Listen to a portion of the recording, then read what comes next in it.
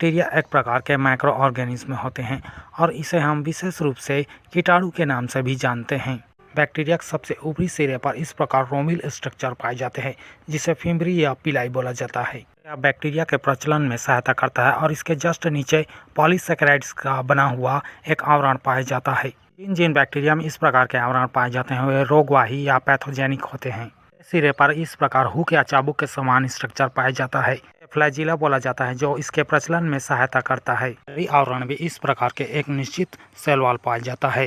Wall के निश्चित रूप से पाए जाने के कारण 1829 में एरेनबर्ग ने इसका नाम बैक्टीरियम रखा और इसी के नाम के आधार पर इसका नाम बैक्टीरिया पड़ा। इसके जस्ट नीचे फास्फोलिपिड और प्रोटीन की बनी सेल मेम्ब्रेन पाई जाती है। सेंटर में इस प्रकार न्यूक्लियोइड स्ट्रक्चर पाया जाता है। 700 से 1400 माइक्रोन मीटर वाले लंबे हेलिक्स के रूप में स्ट्रक्चर होते हैं।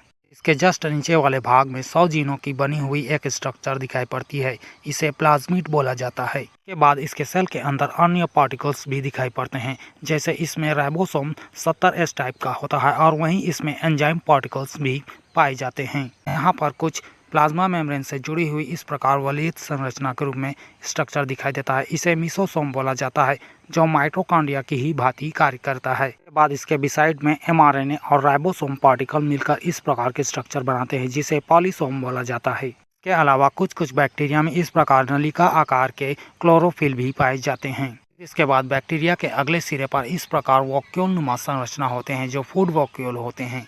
बैक्टीरिया में और छोटे छोटे पार्टिकल्स ऑर्गेनेल के रूप में होते हैं। इसमें इस प्रकार रेप्टाइल ग्रैनुलर स्ट्रक्चर भी दिखाई देते हैं।